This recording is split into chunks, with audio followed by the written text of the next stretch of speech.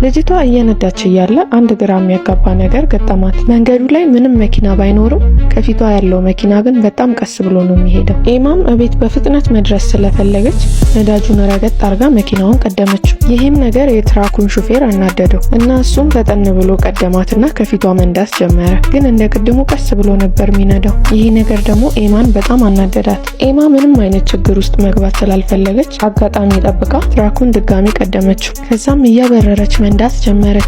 ግን በስፖኪዮ ውስጥ ወደ ኋላ ስታይ ትራኩ በፍጥነት እየተከተላት ነበር። የሚያስፈራው ነገር ደግሞ በአሁኑ ትራኩ በጣም እየተጠጋት ነበር። ኤማም ይህንን ስታይ ፍጥነቷን ወደ 120 ከፍ አደረገች። ግን ትራኩን ፈጠን ብሎ ከሷ እኩል መንዳት ጀመረ። ጭራሽ ከጎኗ መንዳት ጀመረ። ይህ ሁኔታ ኤማን በጣም አበሳጭቷት መሳደብ ጀመረች። ኤማም ትራኩ ጭራሽ ቀዝቀዝ እንደማይል ሲገባ ፍሬኑን ረግጣ እሷ ማቀዝቀዝ ጀመረች። ኤማ የትራኩ ሁኔታ በጣም ስላስፈራት ምንም ያህል ብትቸኩልም ካሁን በኋላ ትራኩን አልቀድመውም ብላ ወሰነች። እናም ዝም ብላ ከትራኩ ጀርባ መንዳት ጀመረች። ከዛ ግን የትራኩ ሹፌር ኤማ እሱን ለመቅደም መሞከሯን እንደተወች ሲያይ እጁን አውጥቶ እንድትቀድመው ነገራት። እሷም ይህን ስታይ በጣም ግራ ገባት። የትራኩ ሹፌር ምን እንደፈለገ ማወቅ አልቻለችም። ግን እቤት እየጠበቀቻት ስላለችው በሽተኛ እናቷ ስታስብ ፍጥነቷን ጨምራ ልታልፈው ወሰነች። ልክ ትራኩን ልትቀድመው ትንሽ ሲቀራት ትራኩን በፍጥነት መንዳት ጀመረ። ኤማም ግራ ገብቷት ዝም ብላ እየነዳች እያለ በሌላኛው አቅጣጫ ሌላ መኪና ድንገት መጣባት።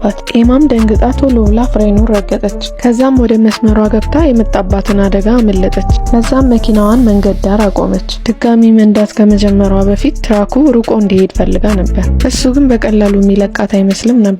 ኤማ ለ30 ደቂቃ ያክል መኪና ውስጥ ረፍት ካረገች በኋላ ትራኩ እንደሄደ አስባ ድጋሚ መንዳት ጀመረች። እናም ፍጥነቷን በጣም ቀንሳ ነበር ምትነዳው። ኤማ መንገድ ላይ የመኪና አደጋ አየች። አደጋውን ያደረሰው ባለ መኪና ግን ጠፍቶ ነበር። ኤማ መኪናውን የገጨው ትራክ እንደሆነ ለማወቅ ፈልጋ ፖሊሱን ለመጠየቅ ወረደች። ከዛ ግን ልትሞት እያጣጣረች ያለችዋን እናቷን ስታስብ ዝምታ መረጠችና መንገዷን ቀጠለች። ግን አደጋው እንዴት እንደደረሰ ጭንቅላቷ ማሰብ ማቆም አልቻለም።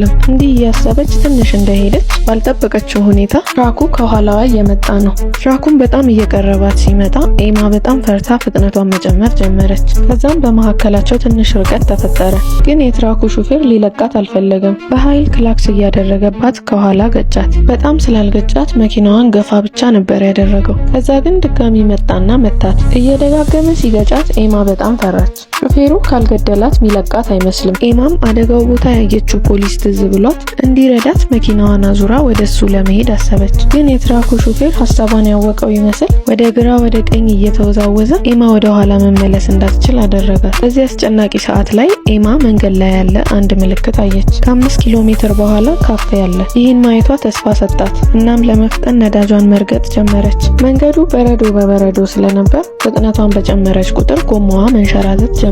መኪናዋንም ልትቆጣጠረው አልቻለችም። እናም መኪናውን ማቀዝቀዝ ስለነበረባት በቻለችው ፍጥነት መኪናውን ለማቀዝቀዝ ሞከረች። ልክ መኪናዋ መቀዝቀዝ ሲጀምር ከኋላዋ ያለው ትራክ ክላክስ ያደርግባት ጀመር። ከዛም በፍጥነት መጥቶ በኃይል ገጫት። ሁለት ከባባድ ግጭት ከገጫት በኋላ የኤማ መኪና ከቁጥጥር ውጪ ሆነ። ኤማ ምንም ብትሞክርም መኪናው ሊታዘዝላት አልቻለም። በስተመጨረሻም የመንገዱ ዳር ላይ የተከመረ በረዶ ላይ ወጣችና ቆመች። ከዛ ግን ሹፌሩ ምንም አላረጋትም፣ ዝም ብሏት ሄደ። ከጥቂት ሰዓታት በኋላም ኤማ ራሷን ከሳተችበት ነቃች። ያለችበትን ቦታ ለማየት ስትሞክር ካፌውን አየችው። ከዛም ደህና እንደሆነች ተሰማት። ግን ይሄ ነገር አላበቃም ነበር። ካፌ ገብታ ቁጭ እንዳለች በመስኮት በኩል ወደ ውጪ ስታይ ካፌው አካባቢ ትራኩ ፓርክ ተደርጎ ቆሟል። ሹፌሩ ካፌ ውስጥ ሊሆን ይችላል። ካፌ ውስጥ ያሉትን ሰዎች በፍርሃት ማየት ጀመረች። ግን የሹፌሩን ፊት ስለማታውቀው ልትለየው አልቻለችም።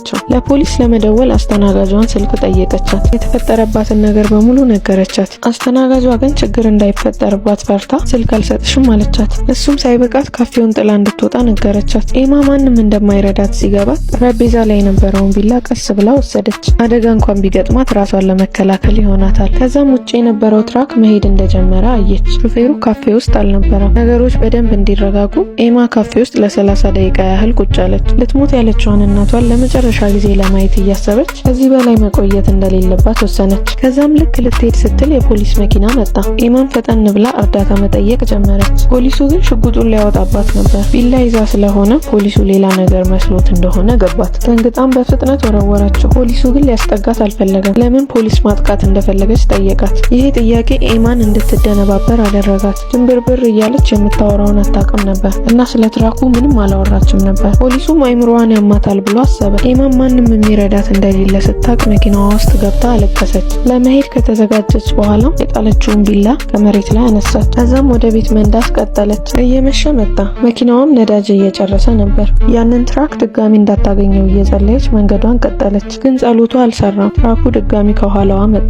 ኤማም ሹፌሩ ተደብቆ እየጠበቃት እንደነበር ገባት። ሊገላት የፈለገ ይመስላል። ግን ኤማም የምትበገር አይነት ሴት አልነበረችም። ንዴት ውስጥ ሆና መኪናዋን ማፍጠን ጀመረች። ትራኩ ድጋሚ ሲጠጋት ኤማ ወደ መንገድ ዳር ወጣች። ትራኩም ፍሬኑን ረግጦ ለማቆም ቢሞክርም ሊቀዘቅዝ አልቻለም። ኤማም ትራኩን እንዳሸነፈችው አስባ መደሰት ጀመረች። ከዛ ግን የትራኩ ሹፌር ተስፋ እንደማይቆርጥ ስለገባት ተረጋጋችና መሄድ ጀመረች። ከዛም የተደበቀ የሚመስል ቀጭን መንገድ ውስጥ መንዳት ጀመረች። ከዛም የትራኩ ሹፌር ሃይዌይ ላይ እየተመላለሰ እየፈለጋት እንደሆነ አየች። ከዛም ዝም ብላ የሚሆነውን መጠበቅ ጀመረች። ከዛ ካርታ አወጣች። በአቅራቢያ ልታድር የምትችልበት ቤት እንዳለ አየች።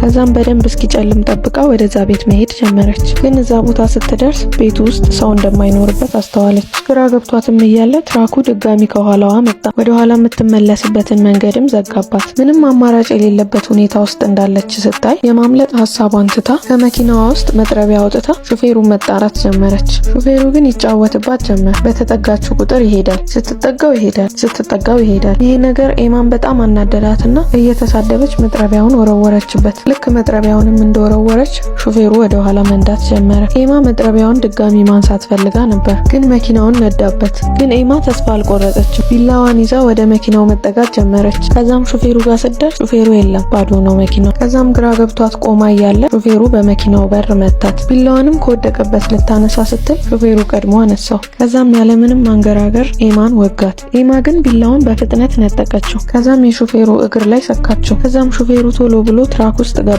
ኤማም ሮጣ መኪናዋ ውስጥ ገባች። በዚህ ፍልሚያ ውስጥ ሁለቱም ተጎድተዋል። ኤማም ትራኩ እንዳያገኛት በቀጭኑ መንገድ ውስጥ መንዳቷን ቀጠለች። ከዛም የተደበቀ ቦታ ቆመች። ሞተሯን አቆመች፣ መብራቷን አጠፋች። ከዛም መኪናዋን በበረዶ መሸፈን ጀመረች። ለመደበቅ አስባ ነበር ይሄን ያደረገችው። ግን ውሻዋ በኃይል መጮ ጀመረ። ሹፌሩም በረዶ ውስጥ እንደተደበቀችው ገባው። ኤማም ከመሄድ ውጭ ምርጫ አልነበራትም እና ሄደች። ትንሽ ከሄደች በኋላ መንገድ ዳር የሆነ ምልክት አየች። ከ1 ኪሎ ሜትር በኋላ አደገኛ በረዶ አለ የሚል ነበር። ከዛ አንድ ሀሳብ መጣላት። ትራኩን ልታጠምደው ወሰነች። አንዴ ቀስ እያለች አንዴ እየፈጠነች ትራኩ እንዲከተላት አደረገች። ከዛም አደገኛ መንገድ ላይ መንዳት ጀመረች። መንገዱን በበረዶ የተሞላ ነበር። በጣም ቀጭን በረዶ ላይ ሲደርሱ ትራኩ ላይ አደጋ ለማድረስ ነበር ያሰበችው። ከዛም ትራኩ እየተከተለ ሊገጫት ትንሽ ሲቀረው ኤማ ውሻዋን አንስታ በር ከፍታ ዘለለች። በረዶ በጣም ስለሚያንሸራትት ሹፌሩ መኪናውን ሊያቀዘቅዘው አልቻለም። ትራኩም ከመኪናዋ ጋር ተጋጭቶ መኪናውን እየገፋ ወደ ቀጭኑ በረዶ ሄደ። በረዶውም የመኪኖቹን ክብደት መቋቋም አቅቶ ተሰበረ። የትራክ ሹፌሩም ከነ መኪናው ሰመጠ። ኤማ ይህን ስታይ ከሞት እንዳመለጠች አስባ በደስታ አለቀሰች። በስተመጨረሻ ጠላቷን አሸነፈችው። ከውሻዋ ጋርም ወደ ቤቷ ሄደች። ኤማ እቤት በሰላም ብትመለስም ግን እናቷን በነፍስ አላገኘቻትም። ይህ ነገር በጣም ቢያስከፋትም ከሞት አምልጣ ግን መጥታለች። ፊልማችንም እዚህ ጋር ያበቃል።